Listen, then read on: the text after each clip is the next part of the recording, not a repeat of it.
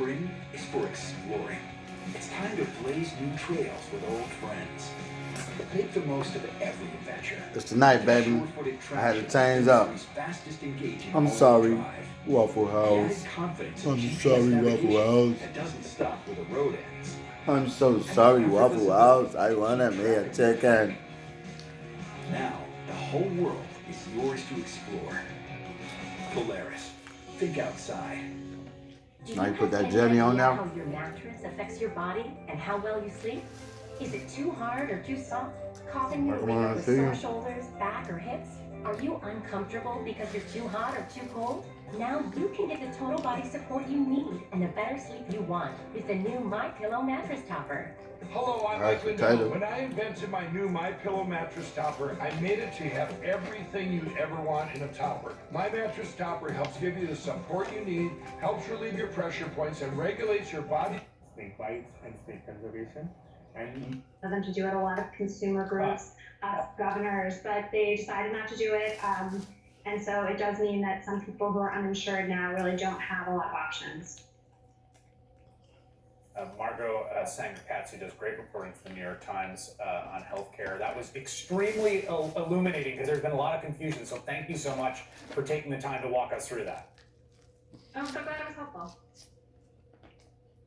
I want to now bring in Don Berwick. He's a former administrator of the Centers for Medicare and Medicaid Services and a health policy expert, Don. And you heard what Margot said there, that some people are probably going to be able to get onto Medicaid in these states.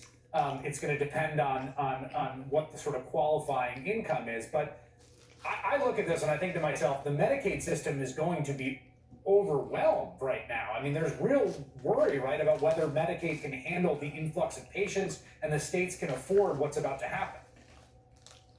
Absolutely. First, for what Margaret was talking about, in terms of people that have employer-based insurance and lose their jobs, there's still a bit of procedure to go through. If the enrollment period is open, that gets a lot easier, and those people will find it easier to get insurance. But you're absolutely right. Medicaid is the seat for people that aren't in that position. And of course, this administration has steadily weakened Medicaid. In their 2020 budget, they proposed to take away $200 billion of federal support for state Medicaid programs. They put in work requirements. There are new enrollment barriers, and there's the public charge rule, which affects people. So unfortunately, the Medicaid system has been significantly weakened, and it's the main safety net, and it's supposed to be countercyclical. So at times when things are worse, the federal government offers more help, not less. This administration's holding back on offering the kind of help that needs to be offered to people right now. There's also, of course, the cost question. So there's one story of a guy who went and got tested. He traveled to a place where the virus is early in the days of the sort of U.S. epidemic.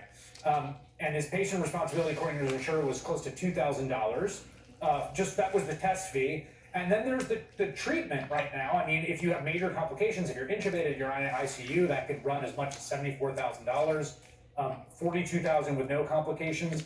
There's real worry about if we're looking at millions of cases, what this does to the entire insurance system and to people's financial lives. Absolutely. First, we still have 28 million people in this country with no insurance at all. No other Western democracy can say that. These people can be seriously hurt. Of course, hospitals will suffer because they don't get paid.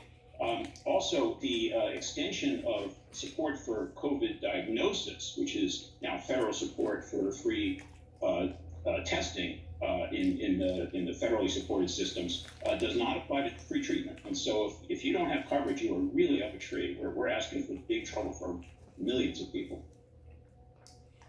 And millions of people, and also the hospital economics here are so strange. I'm reading stories about hospitals laying people off right now because the profit center for a hospital or the sort of revenue center are elective surgeries, which are now all being canceled. So you've got this perverse situation where hospital economics are crunching hospitals right at the time we need them to have the most people online. I spoke to a multi-hospital system executive just this afternoon. They're looking at $300 million a month of loss. So unless the federal government pitches in to help hospitals the way they're helping airlines, we're going to have a very weakened healthcare system. I don't know what people expect. This takes resources to save lives. Damn. In a broad sense, I mean, I have to say, as I was talking through the sort of flow chart for people today between COBRA, Medicaid, and the ACA, and whether there's open enrollment, you know, it is bringing into relief some of the huge holes in the system we have, and the kind of Rube Goldberg nature of the American healthcare system, as this virus doesn't care about any of those obstacles. Yeah, the virus didn't happen to time itself with the normal enrollment periods, and so we have to be a little more generous. We have a very weak system when you look at coverage. 28 million people uninsured, and that has steadily risen since the low point in 2016. We had the most insurance in this country. Now it's been eroded steadily by millions.